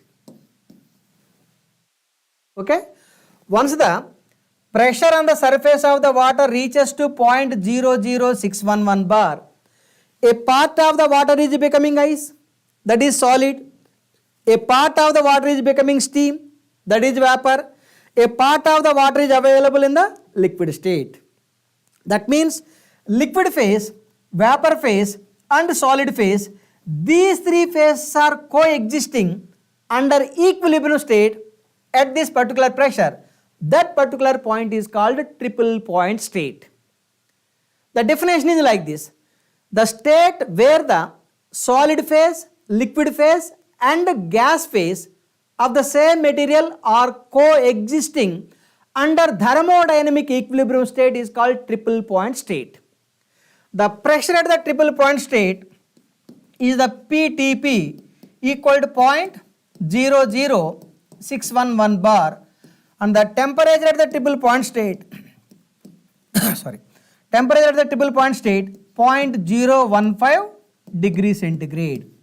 This is the triple point pressure and this is the triple point state temperature. Anyhow, triple point state means the state at which the three phases of the material are coexisting under equilibrium state is called triple point state. Got that point? Yes. Now look at the options. Look at the option D. Solid, liquid and vapor phase exists. Yes. At the triple point state, solid phase, liquid phase and vapor phase are coexisting. Got that point? Yes. Therefore, option D is absolutely correct. Okay. Similarly, look at the another important question. Try to read it. Try to read it clearly. The process in which both low grade energy, that is Q, and high grade energy W are identical. Dear friends, remember, only for isothermal process, both heat energy and work energy both are identical. Here heat is coming under low grade energy, work is coming under high grade energy. You know the meaning of high grade energy. High grade energy means the energy which can be completely converted to useful energy. The energy which can be completely converted to useful energy is called high grade energy. Example for high grade energy: electrical energy, mechanical energy, hydraulic energy, wind energy, tidal energy. These are all coming under high grade energies. But heat energy cannot be completely converted to useful energy. Since heat energy cannot be completely converted to useful energy, that's why heat energy is coming under low grade energy. You may have doubt that, sir, how the heat energy cannot be completely converted to other form of energy? You are supplying the petrol to your bike engine. That petrol is firing inside the combustion chamber. Because of the burning of the petrol inside the combustion chamber, some heat energy is liberated. If the entire heat energy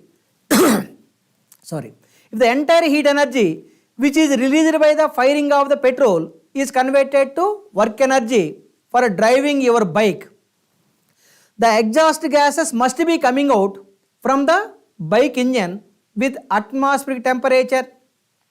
But if you touch the exhaust gases while they are leaving from the bike engine, they are maintaining very high temperature.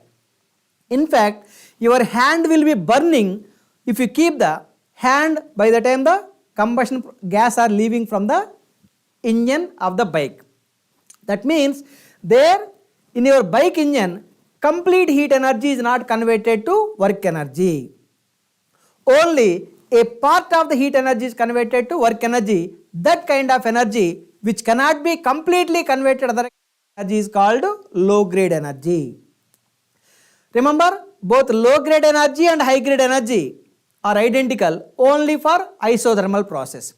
Why? You know, the change in internal energy du equal to mCV into dt. For isothermal process,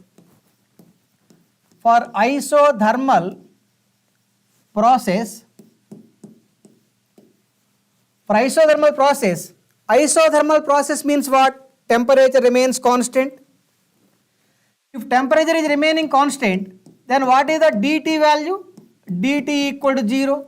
If this dt equal to 0, change in internal energy du equal to 0. Got that point? Then what is the energy balance equation for a closed system? Q equal to W plus du. For isothermal process, the du equal to 0. If du equal to 0, heat transfer and work transfer both are identical for isothermal process. Here heat is coming under low grade energy, work is coming under high grade energy. Anyhow, both low grade energy and high grade energy both are identical for isothermal process. Therefore, I can select the option C. Okay. Similarly, look at the another important problem. Try to read it clearly. Hot coffee stored in a well insulated thermos flask is an example of isolated system. The hot coffee present in the thermos flask is coming under isolated system, that is A. You know meaning of open system, closed system, isolated system. It is like this. If you want to call this system by open system,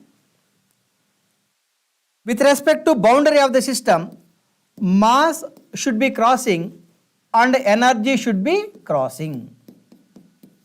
That means with respect to boundary of the system, if both mass and energy crossing the boundary, that kind of system is coming under open system. Here example for open system is turbine. Okay. Now come to the another system. If you want to call this system by closed system, here mass interaction between the system and surroundings is 0, but only energy is interacting between the system and surroundings. If only energy is interacting between the system and surroundings, in the absence of mass interaction, that kind of system you can call as closed system. The best example for closed system is battery, Nippo battery. Any battery, I am giving the advertisement for the Nippo battery. Anyhow, any battery is coming under closed system.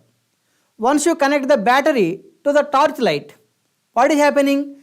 The chemical energy of the battery is converted to light energy, but mass of the battery remains constant before it is using and after it is using. Therefore, battery is the best example for closed system. Similarly, the transformer is the closed system. TV is the closed system. Sachin Tendulkar bat is coming under closed system as long as he is playing. You know, as long as the Sachin Tendulkar is playing, just energy is interacting between the ball and bat. No mass is interacting between the ball and bat. Therefore, as long as the Sachin Tendulkar is playing, the ball is coming under a closed system. Similarly, battery is also coming under closed system. Okay? But once the Sachin Tendulkar is kept the bat in a particular location, its mass remains constant, energy also remaining constant, the same bat is coming under isolated system. The isolated system is like this. If you want to call this is the isolated system, with respect to boundary of this system, mass interaction is 0 and energy interaction also 0. Example, universe. Example is universe.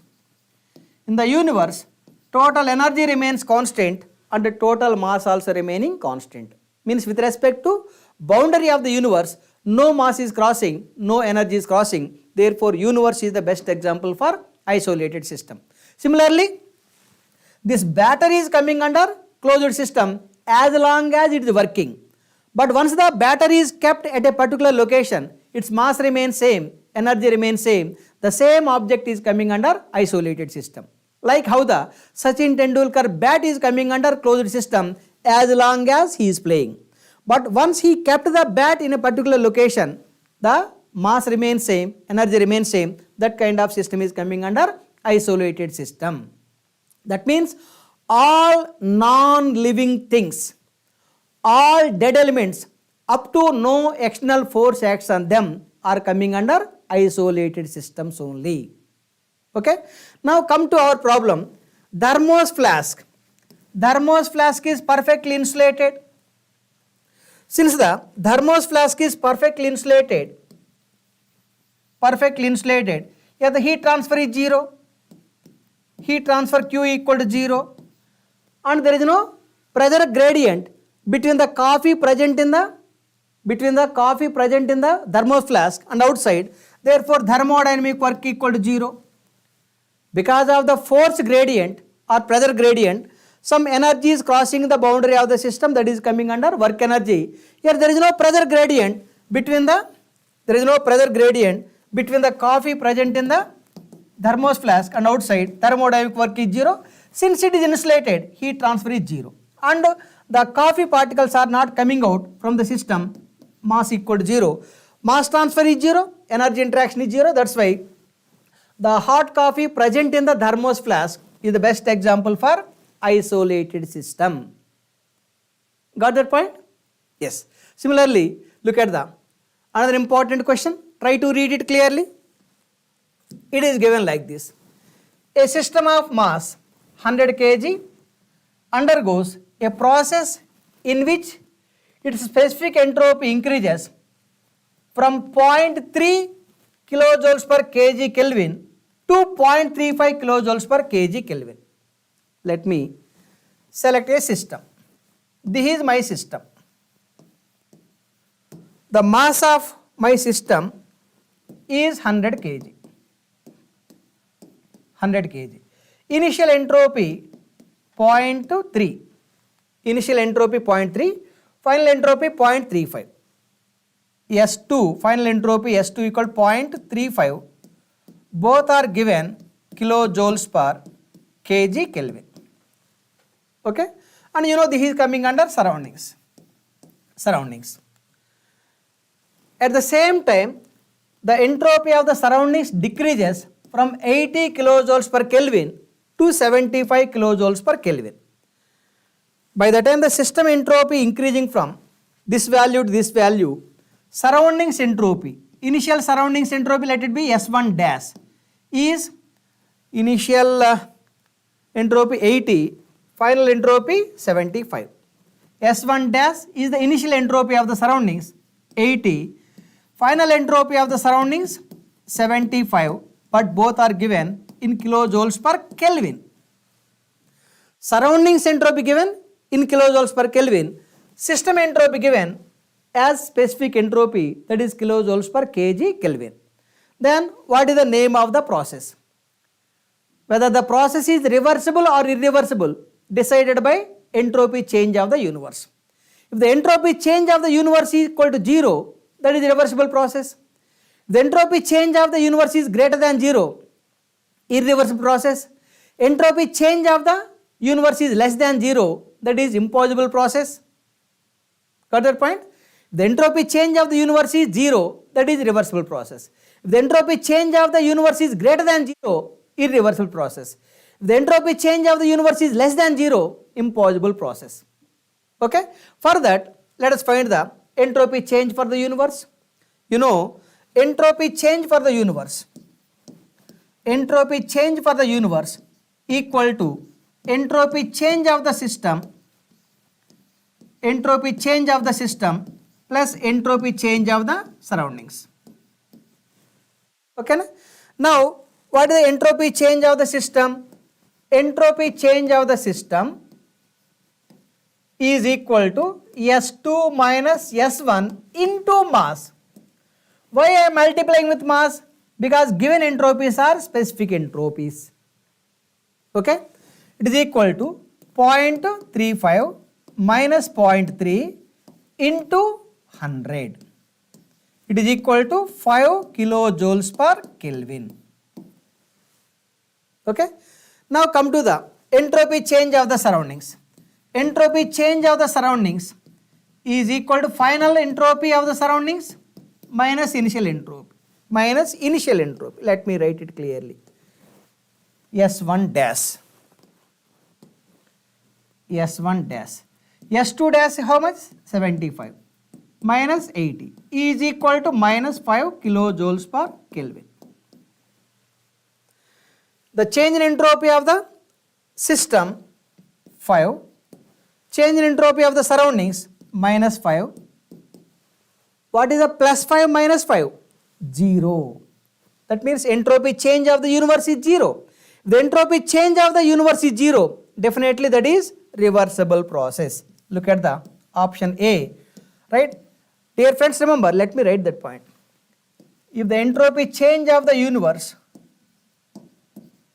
equal to 0, that is for reversible process.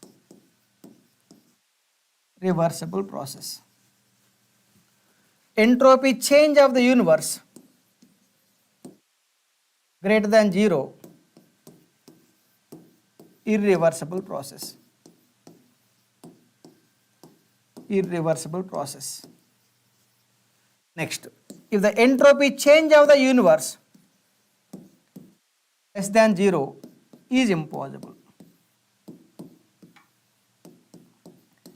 Is impossible. I hope all of you clearly understood. Okay? Anyhow, shall I go for the next problem? Yes. Let us move to the next problem. Try to read it clearly. Change in enthalpy in a closed system is equal to heat transfer if the reversible process takes place at constant pressure. Dear friends, remember, heat transfer equal to change in internal energy for a constant volume process. Okay? Next, heat transfer is equal to work transfer for constant temperature process. Next, heat transfer is equal to change in enthalpy for constant pressure process. Okay? Next, heat transfer equal to 0 for adiabatic process. Adiabatic process. Try to remember these 4 points. Heat transfer Q equal to change in internal energy for constant volume process. Heat transfer Q equal to work transfer. That means low grade energy, high grade energy identical for isothermal process. Heat transfer is equal to change in enthalpy for constant pressure process. Heat transfer equal to 0 for adiabatic process. Anyhow, the change in enthalpy in a closed system is equal to heat transfer if the reversible process takes place at constant pressure. Therefore, option C is absolutely correct. Understood? Yes. Similarly, look at the another important question. Try to read it. With increase in pressure, the latent heat of steam, it is like this. Let us take the pH coordinate system, temperature versus enthalpy coordinate system. The saturation dome is looking like this. That is the saturation dome. Now let me draw the constant pressure line. Let P1 equal to 1 bar. Corresponding to 1 bar, you know the latent heat, corresponding to 1 bar, this is the latent heat, HFG, this is the latent heat, right? That means 1 to 2 is the evaporation process. This heat equal to latent heat corresponding to P1, that is equal to 1 bar. But when I increase the pressure from 1 bar to, let the pressure P2 equal to 100 bar. Corresponding to 100 bar, the evaporation is beginning, corresponding to 100 bar, evaporation is beginning here, evaporation is ending, then this is the latent heat transfer, HFG2. Now compare, is it HFG2? This is the latent heat of vaporization corresponding to high pressure. This is the latent heat of vaporization corresponding to low pressure.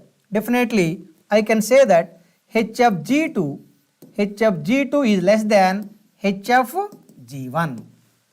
HFG is the latent heat. That means when I increase the pressure from 1 bar to 100 bar, the latent heat is decreasing from HFG1 to HFG2. Similarly, at critical point, the HFG equal to 0. There is no latent heat of vaporization at critical point. The pressure at the critical point is called critical pressure, is equal to 221 bar, and the corresponding temperature is the critical temperature is the 374.14 degrees centigrade. Anyhow, when I increase surface pressure, definitely latent heat decreases. Look at the options. With increase in pressure, the latent heat of steam decreases. Therefore, option C is absolutely correct. Okay. Similarly, look at the last question. Try to look at the last question. Try to read it. The free expansion process. Dear friends, remember, there are two irreversible processes. Irreversible process for a closed system,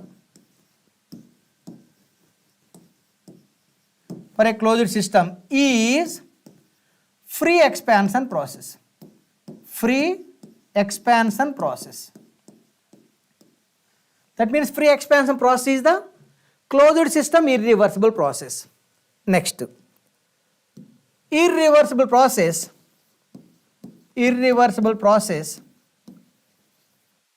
for a steady flow system, irreversible process for a steady flow system is the throttling process.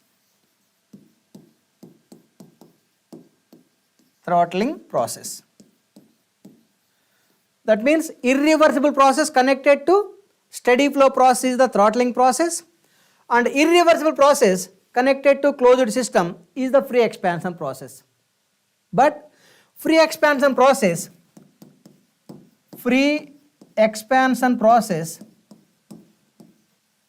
is irreversible adiabatic non-flow process.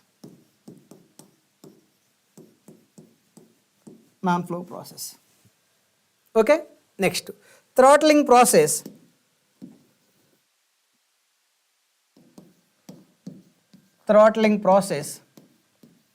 Is irreversible adiabatic steady flow process.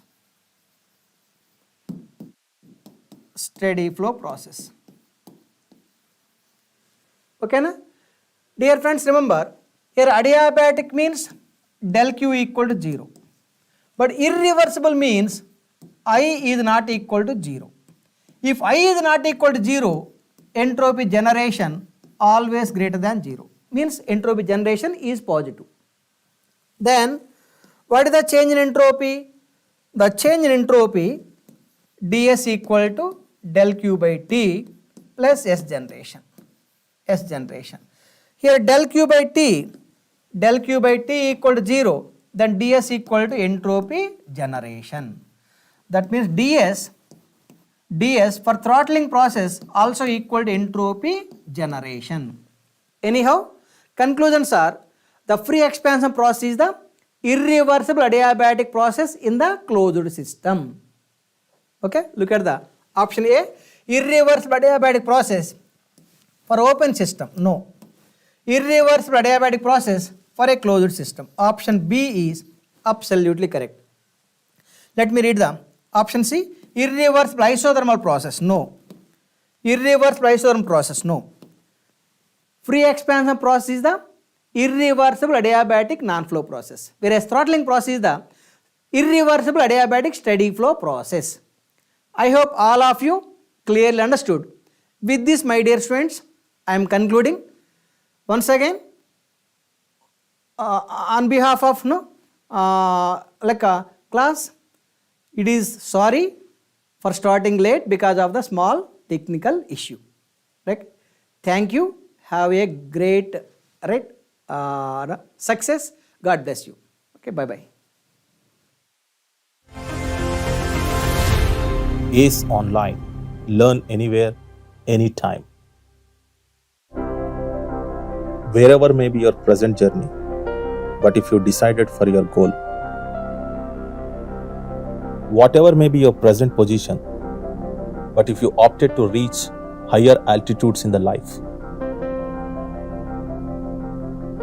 however may be your present duties, but if you choose to find the joy of working, whatever may be your present circumstances, but if you determined for your success. Yes, you rightly heard it. ACE Online platform raises you much more than what you can think. This platform provides pre-recorded and online lectures which you can access around the clock. You can prepare for the various competitive exams like a GATE, ESC, PSUs and other state service exams, mainly in the English, Hindi and Telugu languages. Hope you'll all going to make ACE Online platform as a part of your success story. ACE Online. Learn anywhere, anytime. Wherever may be your present journey, but if you decided for your goal,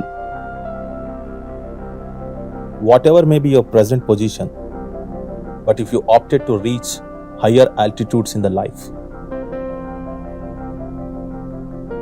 however may be your present duties, but if you choose to find the joy of working, whatever may be your present circumstances, but if you determined for your success.